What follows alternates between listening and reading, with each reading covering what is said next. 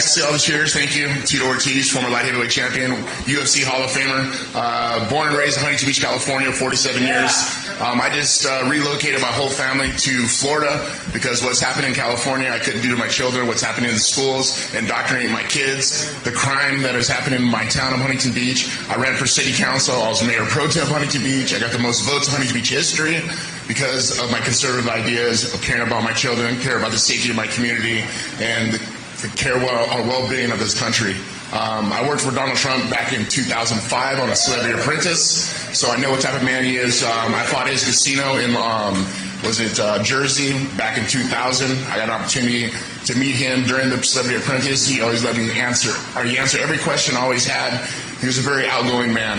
See what type of patriot he was, see what type of father he was, what type of businessman he was. When he ran for presidency in 2016, I put my name on it. I was like, I know this man. I knew who he is. I know how he works. And this country needs a businessman running this country the right way. Kari Lake actually ran for governor here, and at the time, I support her completely. We know what happened there. There was some bad things that happened, and people deny it, but I watched it. Same thing happened to Trump. They're finding a way to cheat, and it's harsh for us, but you know what? It makes us fight more, and we got to fight more. And it's not just us who are here in this building today. It's you guys need to speak to your friends, your family members, everybody. And if you are on the Democratic side, or if you're on the Libertarian side, or you're a Republican, it doesn't matter anymore. This is about America. This is what's important. I've traveled the world through my career of being a professional fighter. I'm a blue-collar guy now. I own a business in Florida, a restaurant, so I understand inflation is real. I've already paid 17% in the last 10 months of everything I buy, from alcohol to food to produce, and it's hard. And I can't imagine all the farmers, all the ranchers, everybody, how much they have to pay. I was just watching the news before I got in here, and I normally don't watch the news, but I'm in a hotel room, so you watch the lies, watch the propaganda of saying that they're going to tax cattle. Actually, they already started, I believe, in Denmark, taxing the $100 per cow because of gas. Farts. Okay. It doesn't make sense. But at the end of the day, us coming together and supporting Kari Lake is really, really important. Because my son is actually at Arizona State University. He's a criminal justice psychologist there. He's going on his third year. And I'm very thankful because my parents never put education on for me. I had to pretty much learn the hard way of life, street smarts, on my own. You know, I was not really a great kid until I got into wrestling. My true name is Jacob. In the Bible, Jacob wrestled against the angel. The angel beat him and won him over. Saved his life. I found wrestling. It saved my life. I got into mixed martial arts. And I became a world champion after a year and a half of competition. Once again, that goes through hard work and dedication of being a world champion. And my family, as I grew up, was a Democratic family. They always wanted handouts. And to feel like you are taking from the government, that's not what that's not normal life. Normal life is working hard and chasing this American dream. And I'm living proof that the American dream is still alive. You know, back when Obama said that the American dream was no longer alive, they want to victimize people, to make them dependent on the government. We're not like that. Americans aren't like that. We're hard-working Americans who want to make this country great. We have an opportunity. Thank you. We have an opportunity to speak our voices loud. We need to swamp this vote for our President Donald Trump. This is very important. And it just doesn't start there. It starts with people like Kari Lake, her willing as a fighter like myself, and she's going to fight for us in the Senate, because we take over the Senate and we have the House. We can get stuff done in this country a lot quicker and in a safe way for the future of our children, for the future of our safety, to protect our border, to make sure that border's not wide open. And you guys are close to the border than I think the closest I've ever been was Lake Charles, I believe. But just to see how open that border is scary. I was watching news, I said earlier tonight, and they said they only have 2,200 people that they have crossed the border the last 2 months. And this is the news. So once again, that's propaganda. It's a lie. And it's really hurtful, but I understand that the news is paid off by money, and they got to keep their jobs, so they'll tell you a lie after a lie after a lie. My mother's still a Democrat. And I tried to tell her, Mom, this is fake news at the time. She's like, oh, you sound like Trump. I'm like, no, Mom. Watch that and then watch what's happening. She goes, well, maybe not. I'm like, well, I'm guessing, you're guessing at least maybe not. It's true. And I feel bad. I feel bad for a lot of people that do watch the news because the Democratic Party is not the Democratic Party it used to be in the old. Back when I grew up, it was watching Ronald Reagan saying communism only a day away. Well, ladies and gentlemen, communism is here right now. And it's happening more and more every day. You give up a little, it'll take even more. After 2024, December 5th, if we don't speak up, there's no turning back the clocks. We need to vote and get Kari Lake in here in the Senate. We need to vote and get Donald Trump as president, and we need to make our country great again. We have an opportunity, and like I say, I'm a father of 3 boys. I want them to have a great future. I want their friends to have a great future. I want this country to have a great future, and for us to chase this American dream again. It's really, really important. But without further ado, our next U.S. Senate for Arizona, Kari Lake.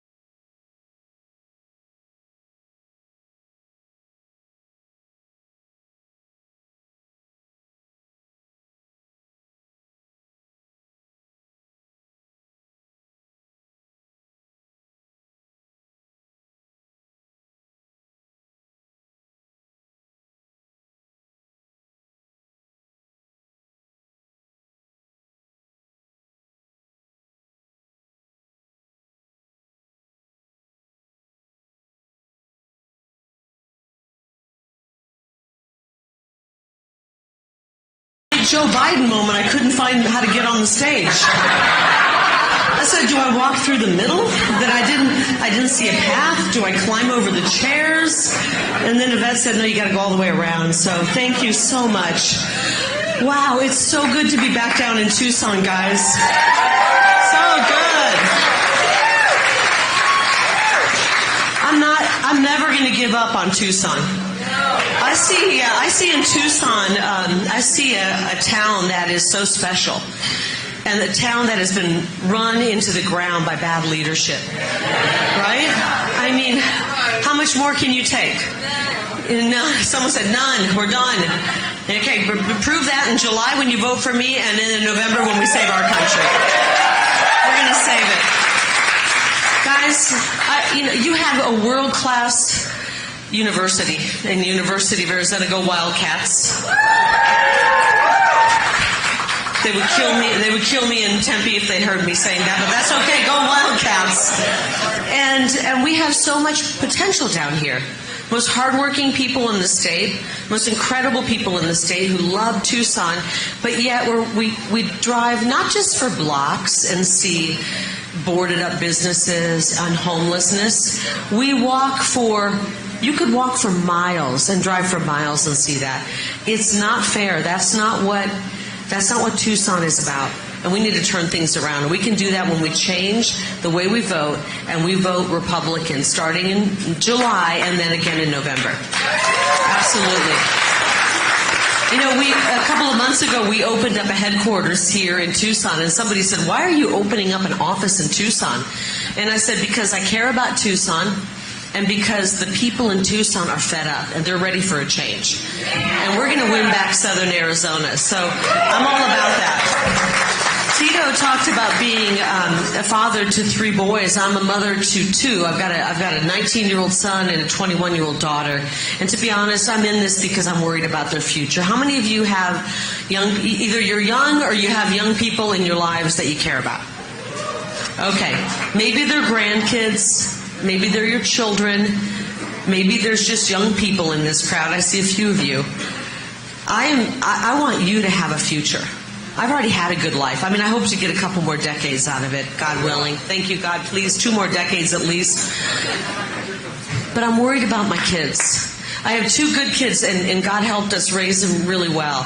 And my daughter the other day, and maybe you can relate to this, Tito, we were having dinner together, and she said, Mom, I did the math. I figured things out.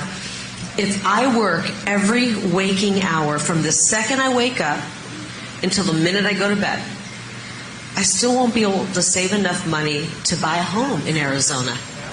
Average price of a home is now $450,000. When I moved here in '94, I bought my home for $88,000. My house payment was $690. Can you imagine? I told my daughter that and she almost fell off her chair. We got to get back to something closer to that. And if we have to compete with 12 million people who've come across this border under Joe Biden's invasion, our home prices are going to keep going up. Everything's going to keep going up. And guess what? Our wages are going to keep going down because we have 12 million people who are willing to work for peanuts. That's not working out for the young people. I want to make sure that our kids have a chance at the American dream. And that's why I believe in America First policies. I'm in this to secure the border, build the wall, remain in Mexico, no more catch and release. And then in order to save our homeland, these people who poured in under Joe Biden, unvetted, we got to send them back to their homeland. That's right. He said yes. And you know what? It's not just Republicans who feel that way. Do you know the majority of Democrats feel that way now? This is not because we're not compassionate people. We're the most compassionate people on the planet. But when are we going to start showing a little tiny bit of compassion for Americans? We got to do it. We have to build our country up. We can't save the world if our country is falling apart. We have the cartels controlling the border. We have human smuggling, child trafficking, and we have a weapon of mass destruction pouring across this country. And I have experienced so many people coming up to me during campaign stops telling me about loved ones they've lost because of fentanyl poisoning. And it's so painful, but it's not even close to being the pain that those people are feeling. And I know you got a chance to meet Karen and Clark up here in the front row. And their amazing son Tyler was poisoned by fentanyl. And he was truly, I've never met him, but I feel like I know him. Every time I talk about him, and I haven't told you this, I get goosebumps. And I feel like Tyler is with us when we're together. And Tyler was a really special young man. He wasn't a drug addict. He injured his wrist during COVID. And remember how nothing was open? You couldn't get to see a doctor? His neighbor said, I can't sleep. My wrist hurts so bad. He broke his wrist. And his neighbor said, I've got a pill that will help you sleep. It's just like a Tylenol. And he said, okay, I'll try it because I can't get into the doctor because of COVID. He took that pill and Tyler never woke up again. These amazing people right here have never been able to talk to their son again. And they have fought. They finally got the man who gave him that pill prosecuted. That's right. That is a victory. That is a victory. The prosecutors didn't want to prosecute the guy. And Karen and Clark said, over my dead body, we're going to keep pushing. They finally found somebody who said, I will push it. And they continued to fight, and they finally got that guy. He's behind bars now. So we have a lot of battles ahead of us. We have common sense solutions. Every problem we're facing, we can solve. And we can solve quickly. The politicians in D.C. want to make it look like none of these problems can be solved, but they can all be solved quickly if we vote the right way next month in the primary and then again in November. So I'm honored to have Tito Ortiz here. And we need some fighters. My gosh. How many of you feel like you're ready to go into the ring and take a couple of knockouts to the deep state? Okay. And you're ready to throw a few punches and say, we're not going to sit down and shut up. We're going to stand up and fight. Good. So apparently we have in this bowl questions that many of you, do you know what this is about? Yes, I believe the red are for Republicans, independents for the white, and then blue, we actually have a few Democrats. Are there some Democrats? I'm so glad. We appreciate it. We accept everyone. This is America. We need everyone. That's right. By the way, we invite everybody. Can we save our country with just the Republicans? Well, you know, the way that the people are voting Republican and we're seeing more people register as Republicans, maybe we can. But I don't want to win that way. I want to win and save this country with everybody. Right? Bring everyone together. Independents, disaffected Democrats, and come together as America. The America First movement is about America. And we're not asking what your political party is. Do you want a secure border? Do you want great education for your kids? Do you want to end the world wars? Do you want to fund our police? Do you want to stop the cartels? Yeah? Then you're probably with the America First movement. So this is called Ask Me Anything, and we've put these in here. I mean, I'm a little nervous. What are we going to pull out of the fishbowl here? So I'm going to find a blue in here. I know there's one. Wow, one of these looks like a love letter. It's very long. Who wrote that one? I can hold the punch of going straight to the blue first, so I'd like them all to answer. Closer. Political promise to do not cut Social Security, then they get into office, or where do you stand on that of cutting Social Security? Of What cutting was the Social question? Security. Of cutting Social Security, where do you stand on that? If you get in, are you going to cut it, or Where do I stand on cutting Social Security? We're not cutting Social Security. Are you kidding me? Now, I know there's some fiscal conservatives who say we need to cut everything. Of course people in D.C. want to cut Social Security because they want to send every damn penny we have to Ukraine. And they want to send money overseas, and then they want to send money to their pet project here and another one there, and then they go, oh, we need to cut somewhere. The first thing they cut is the benefits that you've paid into your entire life. You've done the right thing, you paid your taxes, you're now retired, and they go, now they want to cut Social Security and Medicare.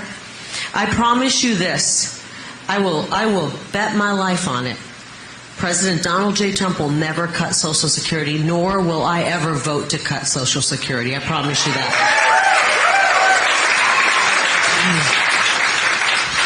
There's a million other places we can cut, maybe 2 million.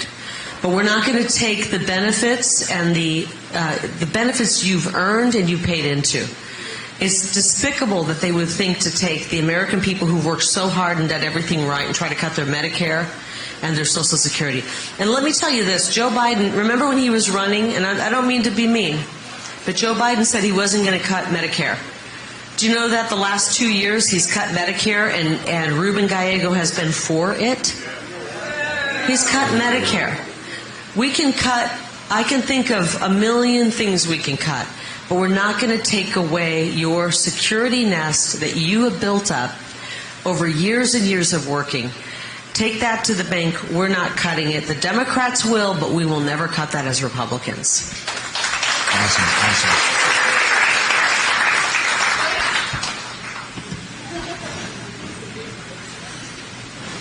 I hope not. Do you see a civil war coming? Oh, geez, I hope not. No, I don't. Actually, I don't, guys. You know why I don't? How many of you think that's coming? No, I don't think it is. Guess what? The question is, do you see a civil war coming? I think the fake news media wants that. Yeah. So they keep talking. I think they're trying to divide us. That's why when how many of you still tune into these bozos? Raise your hand if you watch the fake news media. Nobody. You guys are in trouble. God is much greater. If you tune into them, you think that we're 50-50 and we're at each other's throats. And believe me, I worked in the media for 30 years, 27 years covering this state. I finally walked away and I said, this is propaganda. I don't want to be part of it. I walked away from a 7-figure contract and said, I don't care how much they pay me. I will not tell half-truths to the people of this state. I'm not doing it. Now I've realized that they need to spread a false narrative. They want us to think we're 50-50 going into 2024. I've been all over this state. I've talked to thousands more people than they have. I've been to every corner from the northeast to the northwest, all the way to the border several times. I've been all over the country. And guess what? I agree with President Trump. I called him once and I said, I can't believe how much support we have across this country. And he said, Kari, 80% of the people are with us. I'll be honest, yeah, that's worth clapping for. At the time, I thought maybe he's exaggerating. But then I continued to traverse the country and the state. I believe 80%, maybe 75% of the country is with us. They want to bring America First policies back. But the media has to make us think that we're at each other's throats. They have to make us think that we're fighting. They want us fighting. They want the false narrative, so when their minions start up things like Antifa, they can blame it on us. And we're not going to fall for that. We don't need to get violent, and we won't get violent. We're going to save this country when we vote in November. And I will tell you this. I do think things are going to get a little different and crazy and weird in the next few months. But we're strong people. Americans have been through tough times. We're not going to get violent. We're going to sit back and take a few deep breaths and watch as everything plays out. And then come November 5th, or in Arizona's case, we vote for a month. If you want to vote early, you can vote in October. We are going to vote like our lives depend on it, right? Literally. Yes. Vote early. Mail it in. Walk it in. And you need to register your neighbors to vote, your cat, your dog, your saguaro cactus. I'm just kidding, guys. They'll be saying she wants the cats to vote tomorrow. I don't know. I'm not a cat person. I don't think cats can vote. But we're going to make sure that we get out and vote. And we need to vote in July, even though I'm up 31 points over my competitor in July. You know how Arizona is. You can be up. I was up in the governor's race 12, 15 points. You got to be up 50 points to win in Arizona. So get out and vote. There's no excuse to sit home. Yes, yes.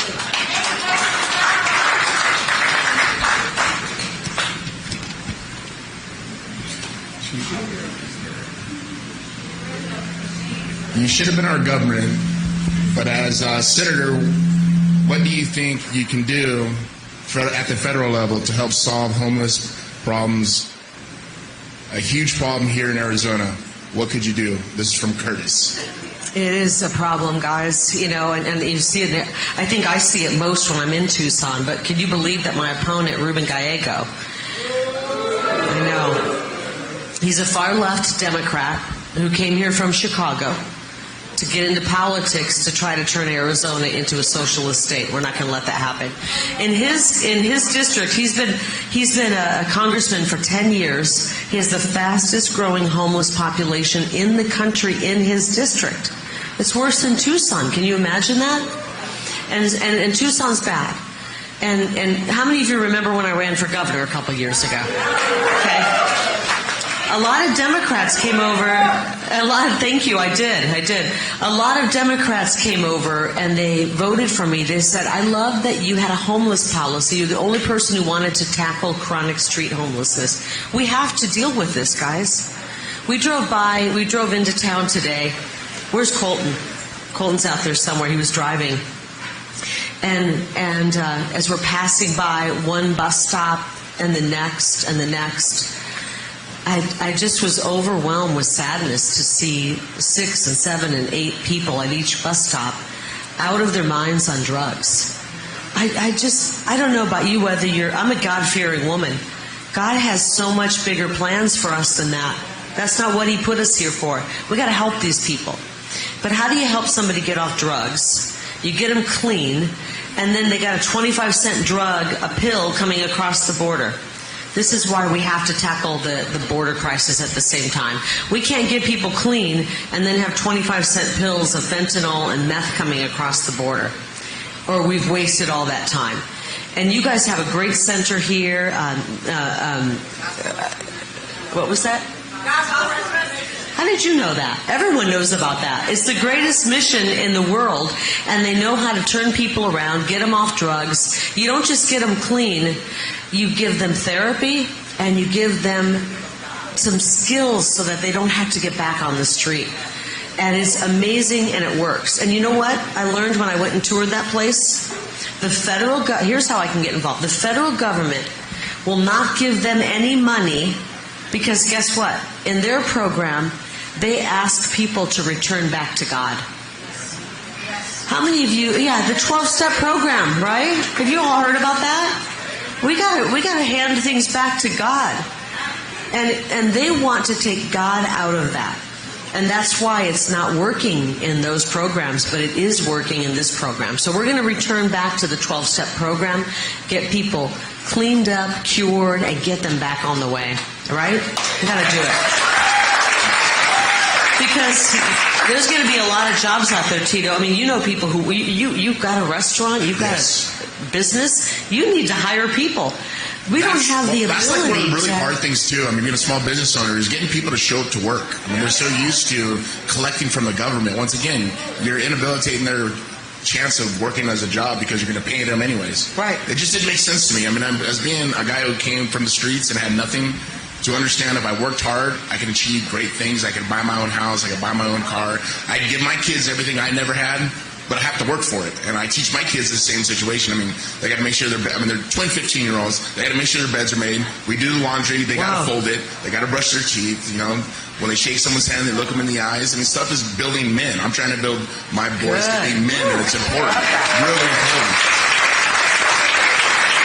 But they need to understand hard work. I mean, making sure my car's washed, making sure that the lawn's done. I mean, it's. I love that. I mean, it's important. But trying to get people to work is really hard. But once you get the good workers, like in my restaurant, I employ about 22, and they're all great people. I mean, 8 of them could run the whole restaurant, and I could walk away. That's one of the reasons why I could be here today.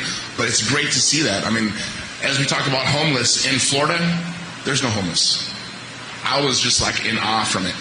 California. Because you went from California. In California, it's on every single corner. Like, you guys think you got it bad here?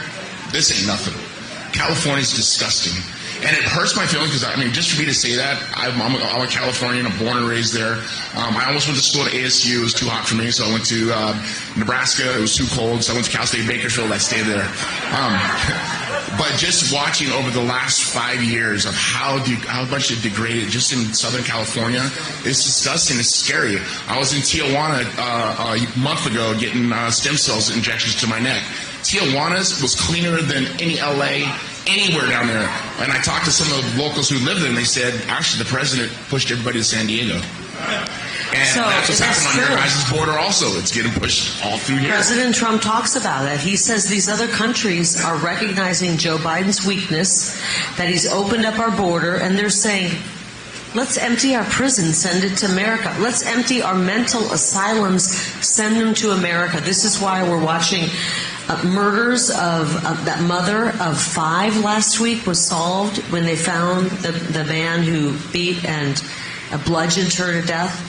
We've got 12 and 13-year-old girls being raped and murdered. I don't mean to get dark on you, but this is going to continue until we take care of this problem.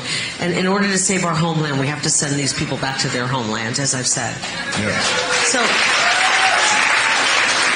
now I'm starting to get a better picture of why Tito was willing to come to Arizona, and it's 115 degrees. He's got 2 teenage kids at home.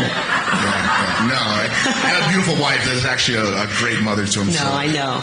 To me, it's about this country, everyone. I don't reside here. To me, it's about this country. I love this country. I've traveled the world. I've seen communism, and it's happening right now. When I was on city council in Huntington Beach, there's this little small bar right next to my house, and an older lady, she's from Germany, and she goes, you're Tito, by the way. Yes, ma'am. She goes, I love what you're doing right now. The voice you're speaking right now is what has happened in my country, is what they're doing right now. When I was in Germany, they did exactly the same thing to us, and people are not waking up to what's happening. Over the last 6 to 7 months, I think a lot of people are waking up. Because, I mean, I watch social media. I know a lot of friends, have a lot of influencers that support Donald Trump. And just as watch the Latino voters, all the African-American voters, everybody who were Democrats are like, we're no longer Democrat. Because this is no longer the Democratic Party. It's not. And these are Americans speaking up for this country. And it's super, super important. Because they want to divide and conquer. They're achieving this through mainstream media. That's how they're accomplishing this goal, by divide and conquer. And we got to be stronger than that by coming together and making sure we speak to each and every one of our relatives, best friends, even somebody you just walk down the street. People say, don't talk about politics and don't talk about religion. You want to know why they say that? So you don't get educated on what's happening in front of you. Well, that's right. Because they don't want you talking about it, because they want you to believe the fake news media. And if we start talking and then we say this is noise, and here's what my suggestion: how many of you are Trump supporters? Raise your hand. Awesome. How many of you are thinking that maybe you're going to be Trump supporters? Okay, we got a good crowd here. My kind of people. How many of you have a MAGA hat, a Trump shirt, a Lake hat? Okay, this guy. give you a piece of, so that you wear that hat out. And let me tell you what's going to happen. Remember that when Trump first won, they tried to shame you. They tried to say if a man had a red MAGA hat on, you're going to lose your job, you're going to be canceled on social media. Start wearing that out. It's a conversation starter. And I guarantee you, 99% of the people are going to say, love your hat, love your shirt. I wear it all the time. Let me tell you, people always come up with an awesome job. I wear it when I go to the airport. Every time I fly, I make sure I stand right first seat, make sure. And then he goes like this. No, I don't. I let my mind do the talking. I don't need my muscles anymore. But when you wear that, people say they never say. It gives people confidence. It does. It gives people confidence. They never say anything bad, do they? No, never. But what it does is it starts a conversation. It's a conversation starter. You wear a shirt like that, and you go, I like that. That's great. Tell me more about it. And then you get to talking with people again, and you can say, hey, that was great to talk to you. By the way, are you registered to vote? Have you checked to make sure you're registered? Because here in Arizona, to vote in the primary, you got to be registered by July 1st. So double check and make sure you're registered by July 1st. And it's just a conversation starter. And I'll tell you what, it's going to make you feel better. You're going to realize that we are truly connected. And the majority is so big in this state and in this country. We're not at each other's throats. We're actually very much together, and we're so much more powerful when we stand up together, we lock arms, and we just march forward and save our country. I'm going to ask you a question. How's that, Tito? Okay. It's not political. Because we actually we started the day at the livestock auction, where they were auctioning off cattle. So we were with people in the ag and ranching community, and they actually auctioned off a steer, and they raised money for a donation to our campaign, which I appreciate. But then we went to lunch later on, and I was asking, because Tito's life, can you imagine you're a fighter, and your job is to take punches to the face? I don't take punches. That's what it is. No, as people always said, Tito's afraid to get punched in the face. I go, you show me a person get punched in the face, that's a dumb person. I don't want to be that person. Do you know why he's a champ? Because like the first 10 fights, he never took a punch to the face. Had he taken a punch to the face, he might have quit, right? I don't know. No, I wouldn't have. You wouldn't have quit? One fight, I got my nose broken in the first minute, 30 seconds. I ended up winning the split decision by former world champion Vito Belfort. So I'm willing to take a beating. So he doesn't take a lot of punches, but I learned about the training that goes into it, and it made me realize we have 4.5 months to save our country. Tito told me it takes him 4 months to train for a fight. What does that training look like? Well, usually I make my own time, so it's from 12 p.m. until 12 a.m. And through that time, it's an 8-hour session of training, 6 days a week for 4 months. And I get up, I run my 4 miles, come back, have a small meal, go back to the gym. We put on shin pads, gloves, mouthpiece, cup, and we kick and punch each other for about 2 hours. Then I go back, have another meal. Then we come back and we do jiu-jitsu and wrestling. We try to take each other down, try to choke each other, try to break each other's arms and legs. But not seriously break, but to a point where they tap out. Go back home, have another small meal, then I go back to the gym and I do weight training. One Pacific muscle every day for 5 days a week. And that is for 4 months. Eat clean, no fast food, no fried foods, no soda. I don't go out at all. I don't drink alcohol. It's my life. It's what I want to achieve for my kids. Because as a child myself, I never had a father. I had a father up to about 7 years old, and he chose heroin over me. I don't blame him. That was his fault. He didn't understand any better. So I can't say that I'm the victim of my father's upbringing. I'm my own person, and I'm going to make myself great, so I'm able to give my children better. And this is something that I preach to my kids, because they always try to get, other kids kind of give them marijuana or just kind of push them on bad things. I'm like, guys, you guys need to be leaders amongst your bunch. That's right. Be the lions amongst your bunch. And it's important because there was times that I got pulled different directions. But the most important thing is when I woke up, or I went to bed at night and looked in the mirror, I was responsible for my actions. That's right. When I woke up in the morning, I said, or went to bed at night, I said my prayers, and God, thank you for this opportunity. Wake up every day, and I push myself every single day. I mean, at the end of the day, I have two things for the rest of my life. I have my word, and I have my name. And I have this country, and my family have me. And that's why I work so hard. And through fighting, I've been able to learn a lot of great things. But like I said, it's scary times right now, and this is why I put my time, I donate my time just to speak to you guys of how hard it is. If we lose this country, there's no turning back. Yeah, where do we go? Can't turn back the clock. It's done. And people, I mean, if I strike fear in your heart right now, yes, I have the same fear in my heart. I pray every single day. I hope that people wake up and see who Donald Trump truly is, because the mainstream media has been lying to everybody the whole time. He is far from being a racist. He's not a misogynist. He's nothing of what they said he is. I know the man.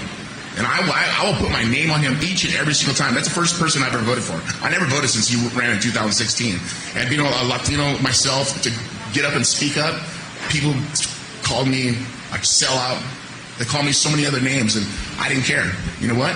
Call me what you need. I know the truth. I look in the mirror. I can respect myself, and I take everything that I need for my children's future and for this country. It's super, super important.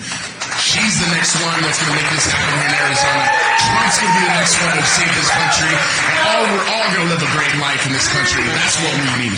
That's right, but we got to train kind of like Tito. I'm not going to ask you to work out 8 hours a day. No, you don't have That's to. the good news, right?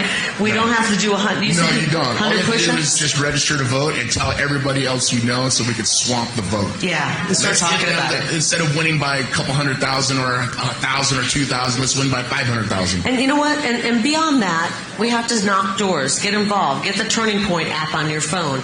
If you have 10 minutes a day, if you've got 10 hours a day, they can show you how. You don't have to be an expert, at political activism to become a political activist, but we all have to step up. We got to do more than just vote. We got to talk. How many of you have 10 friends? Raise your hand if you have. Okay. How many of you have 5 friends? How many have just one friend? Okay. I aim low. Can all of you talk to one person? And the ones who have 10 friends, I need you to go talk to them.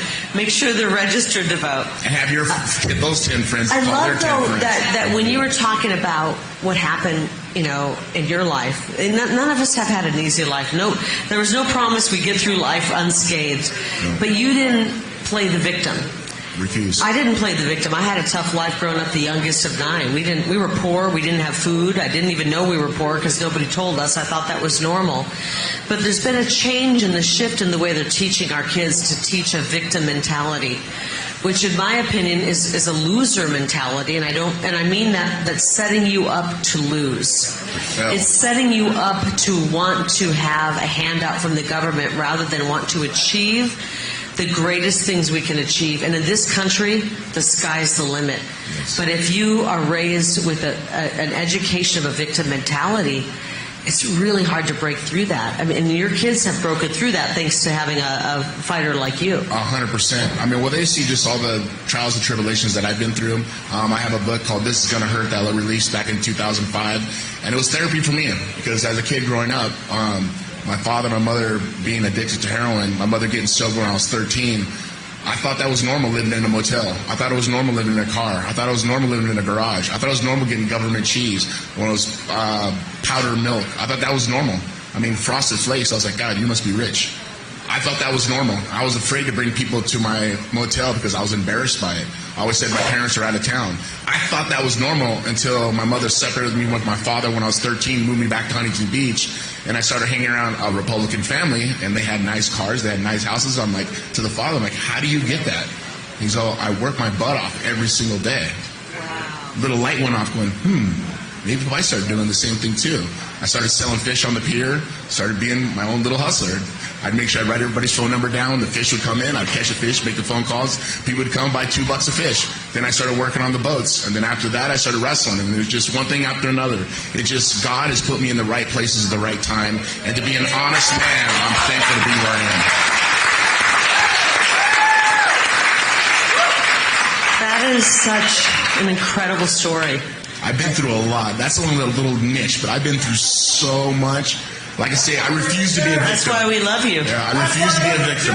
Every day I try to be the victor. That's my goal in life. And if I can help you guys just a little bit of knowledge, Let me ask you something. When you drove through Tucson today and you saw people who were in despair on the side of the street, because you've seen, your mom and dad in a situation similar. You don't see a lost cause, do you? You see somebody? No, I see an opportunity if someone could get help, but they have to get the right help.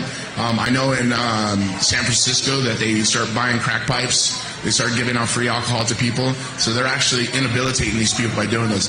And it was scary. I mean, as you said that, and I started recognizing now, we ran through one of the parks, and I see a lady like half flipped over like this.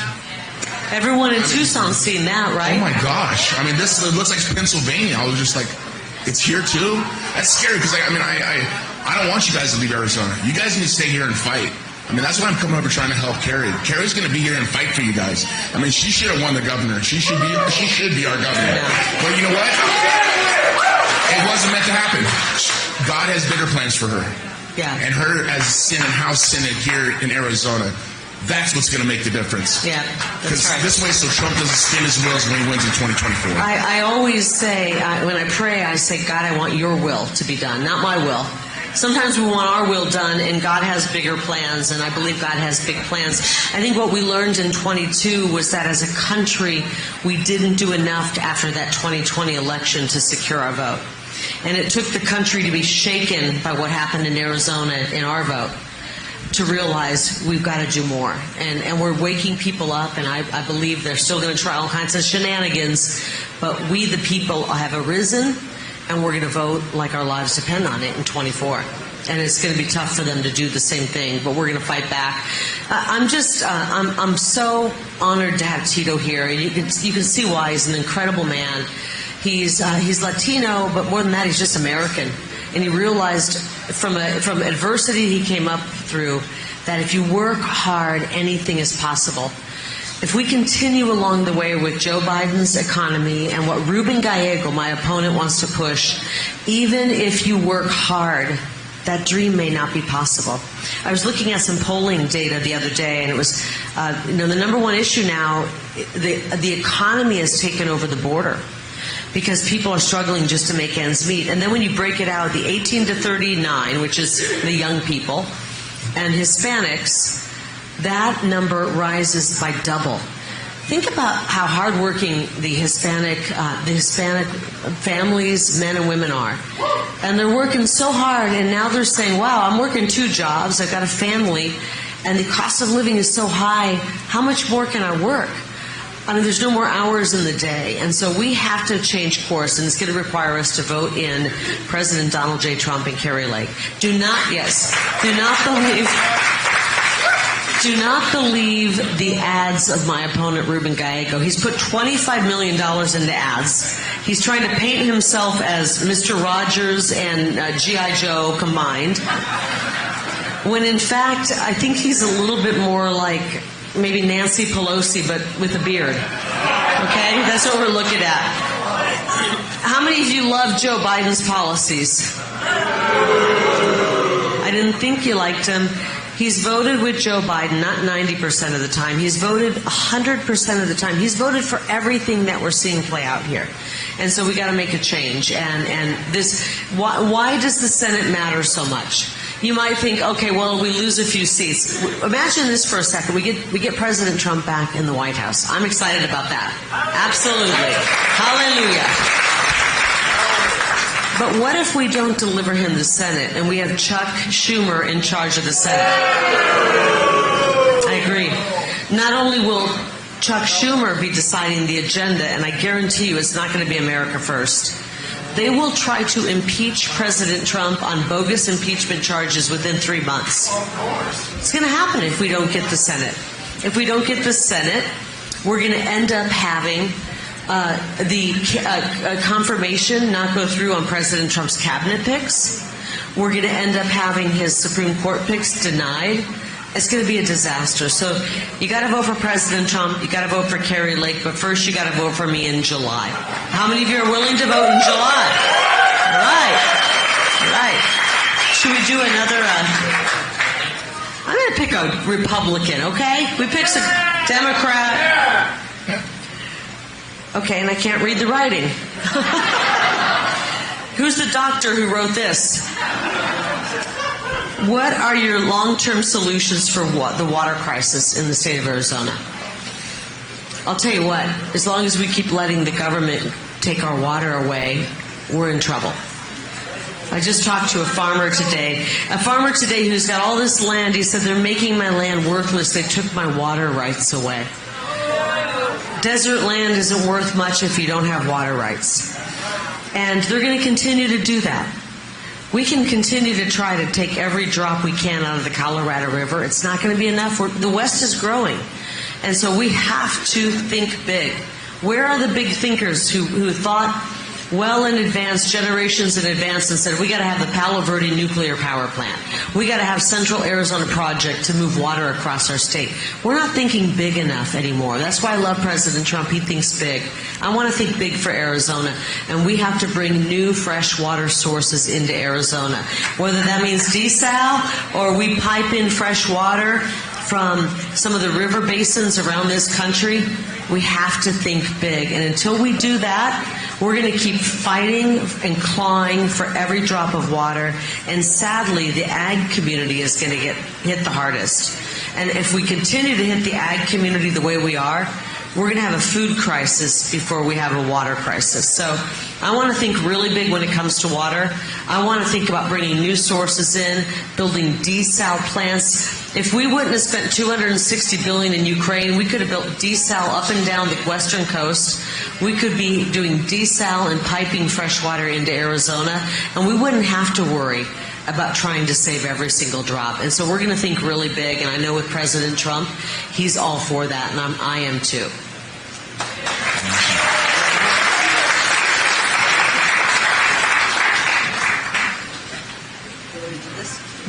No? No, we didn't do that one, but All right. I can read it if you want to do it. If you don't, give it a read first. I just like because it's just the factor that when people don't really know. Okay, this is from a Democrat, and I'm first of all, if you are a Democrat and you are here tonight, I don't know where you are, but I thank you for being here. Yes, thank you. I really do.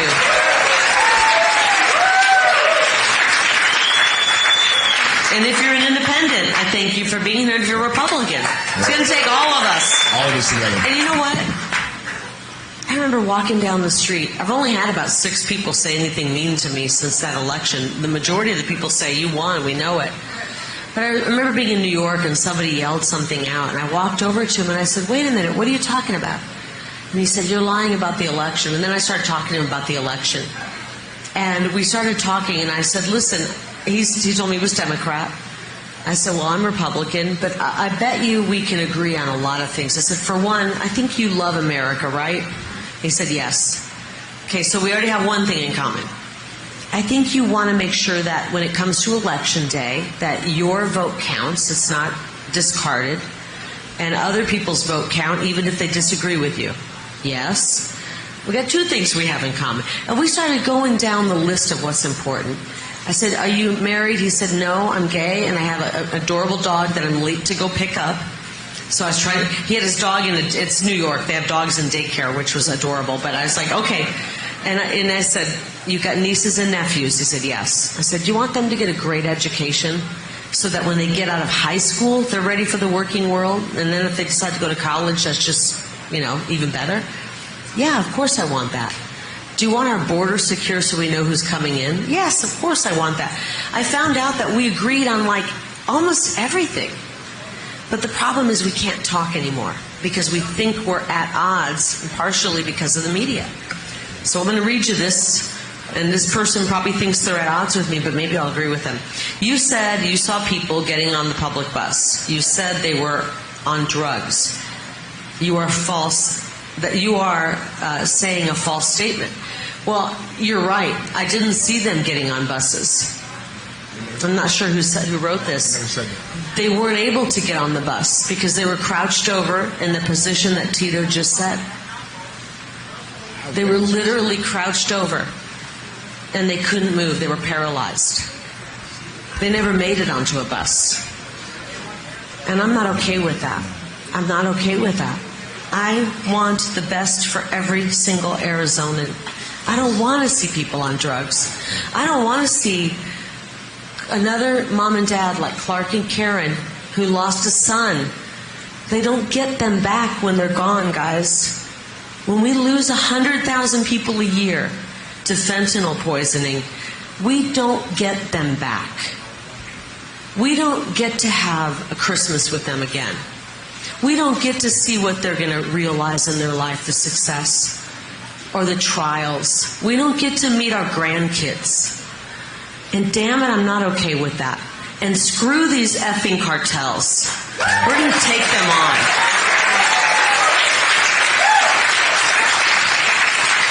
Somebody told me once, you got to stop talking about the cartels because guess what? They're not in Mexico. They're actually here in Arizona. And I said, I don't give a crap. The cartels don't realize when you're a middle-aged woman, you do not have fear of the cartels. I'm willing to die for this country. And unless you're willing to die for it, I don't think you're willing to sacrifice enough for what we have. I'm willing to die for this country. And I'm willing to go to D.C. I'm not looking to make friends in Washington, D.C., okay? I got lots of friends here. Happy with my friends in Arizona. And the reason they hate me in D.C. is because they tried to bribe me and I said no. They can't blackmail me. And they know they can't control me. That's why they hate me as much as they hate President Trump. And that's a good thing. But until we start treating these cartels as the international terrorist organizations they are, we're never going to stop the drugs. And so I know President Trump wants to take on the cartels. I'm willing to vote and make legislation that we take them on and call them what they are, which is terrorists. 100,000 people dying a year, 100,000 young people dying a year. That's way too many. That's way too many. I don't want to lose that many people. We're getting it from every single angle. They're coming at us. And I want to see these people thrive, not die. So what do we think? What do you think? We do one more question? Let's do one more. Tito, tell me what your kids are like. You said they're 15. Are they like fighters like you? They're very, very tough. So I would expect nothing less. I think I had to spank my kid maybe twice, maybe, and it wasn't working. They took it and they're like, okay, that didn't work. So I made them hold books over their head for like, I don't know. The first time was like 10 minutes. Wait, what does that mean? Like balance? Books, no, hold books over their head. And have to hold them for 10 minutes. That lasted a good couple years, and then the books got too light for them because I have them put different pull-ups. There are a lot of this. Then I was like, all right, your grades get under C's, you're running an hour of stairs. So I have a staircase next to my house, and they're running stairs for an hour. You got to write a parenting book. But the discipline that my boys have, school's boring to them. They're all in advanced classes. They're freshmen taking... As I grew up, my parents didn't push education on me. But my children, I want to make sure we push education. Me and my wife, Amber Ortiz, we push education from when they're in first grade. Summertime would come, they do second grade book during the summertime. Second grade was over, they do third grade. Third grade was over, they would do fourth grade. So I get them advanced for the next thing. But as a parent, I got to do that. I mean, now both my kids are doing, geometry as freshmen in high school. I mean, one of them was doing, calculus next year. I'm like, calculus? I didn't get a chance of getting that by the time I was a senior. But once again, I didn't have parents to push me. And I'm making sure I do great for my children. Great. That's really, so really amazing. Yes. That's incredible, isn't it? I think I see a Tito Ortiz parenting book coming out of this. The stuff I've been through, believe me, You should. I care about my children. It's important. I care about this country. It's important. Because our future is our youth. And what they're doing in schools by literally brainwashing these kids even in the universities, it's hard. It's really hard. And it's a good thing my oldest son, Jacob, he recognizes it. He's like, Dad, there's like weirdo kids in our school. And it's hard to see that. It's really hard to see what our countries came to. And it starts all the way down to first graders. I mean, they're doing all this woke agenda. In Florida, there's no woke agenda. DeSantis said, nope, this is not happening here, and he denied that it happened. And it's nice to see it because actually going back to the curriculum, they're teaching the kids history. They're teaching the kids math, English. I mean, they have... And the dangers of communism. Yes, and the dangers of it, too. And it's like people, we want to be so inclusion of, everything's okay. To a certain extent, yes. There needs to be God back in schools. They need to teach the curriculum, and they got to make sure people respect and love this country because this is our last hope in this country. Right. It really, really is. That's right. If we lose this, there's nowhere. Who do we lean on if we lose America? There's nowhere left to go. And I want to. I know you guys have been here a long time, and I appreciate it. I have a soft heart, even though the media says bad things about me. When I see people like, you were talking about your mom, and I have a couple of family members as well who are Democrat and liberal, and it's really hard to talk politics. And when I run into people or young people who've been talked about the gender ideology, that is just it's damaging. It's damaging to your spirit and your physical body. I realize that I need to have a bit more tender of a heart. And you might say, Kari, please don't go soft on us. I'm not going soft, but I have to realize that anybody who feels that way, why? Because they've been brainwashed. We have been under the spell of the fake news for so long that it's no wonder some of us haven't broke through. Thank God the people here, we've seen a little break in the light, and we opened our eyes and said, oh my gosh, once you open your eyes to it, you never go back. But not everyone's been there. And it saddens me greatly that we have our kids who are being psychologically abused in these schools. And so I applaud any young person who's come out of this whole and hasn't been crushed by the lies. Because that takes great strength. I mean, growing up, I always heard that the worst abuse you could face is not physical abuse. You've faced physical punching, right? Yes. The bruises heal, right? They go not away. that anybody ever lays a glove on you. Yeah, no, I took a beating a couple times. You get a bruise, it'll heal. But mental and emotional and psychological abuse is really, really hard to overcome. And our children have been victims of that. So we got to go a little easy on this young generation. It's easy to say, well, my generation, we worked harder. We did that. We walked uphill 8 miles through the snow and back home uphill 8 miles through the snow. This generation's been through K through 12 of brainwashing. Then if they went to college, they had 4 more years of brainwashing. If they can come through that with their spirit intact, it's nearly a miracle. And so I think we need to have a little bit of softness as we're watching these people come around. Am I right on that, or am I just being a softie? Yes. Think about what they've been through. I'd rather go back and grow up when we weren't going through that than have to go through it. So what are your final thoughts tonight, Tito? I just love to see a group of people willing to come together, ask the questions that they're willing to give. Once again, this is not about Democrat, it's not Libertarian, it's not about Republican. This is about us as Americans coming together and bringing this country together and unite us together. I mean, our Constitution was written for we the people. When you give politicians the power, when we're working for them, we're not working for them.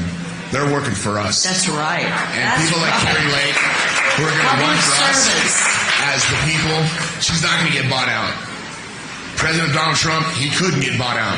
That's what they're afraid of. When the power comes back to the people, that's when we take this country back. That's right. That's absolutely right. Okay, so I got a couple questions for you. How many of you are ready to vote in July? How many of you are ready to talk to one friend about what's happening in our country? How many of you are ready to talk to 5 friends? Yes. How many of you are ready to talk to a couple of Democrat friends? Yes. No, talk to them. That's Come on! Yes. No. You're in Tucson, there's a few Democrats. How many of you are ready to knock on doors, even if it means going out in 110 degrees? Love it. I need you to go to KariLake.com. You can get registered there. You can sign up to volunteer there. If you have spare change, you can make a donation. I know we're living in Joe Biden's world. That's not easy. We have to get involved. It's more than just one person voting. It's getting everyone out to vote. No one can sit home this election. Everything is on the line. I promise you, when I get to D.C., I'd rather die than disappoint the people of this state. I'm going to work tirelessly to give the government back to you. Every vote that I make will be with you in mind. Will this strengthen our state, make it safer?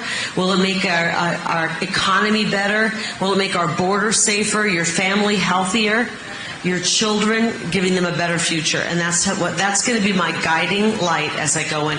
And by the way, will it uphold the Constitution? Hello?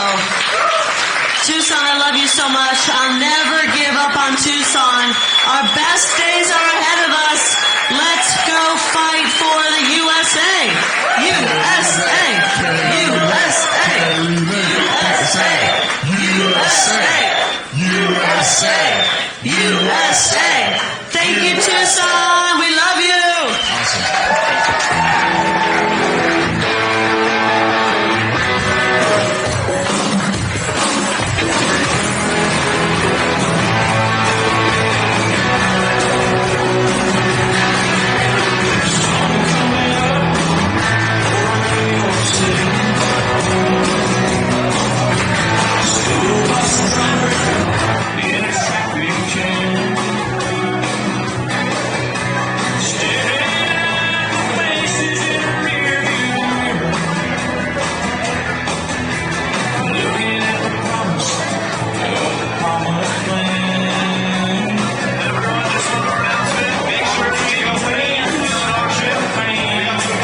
Signed by Kari Lake and Tito Ortiz to go to the table in the back and put your bid in for the silent auction for some signed boxing gloves and a picture with Kari Lake and Tito Ortiz wearing your new boxing gloves. So make sure to go put your bid in for these boxing gloves signed by both Kari Lake and Tito Ortiz.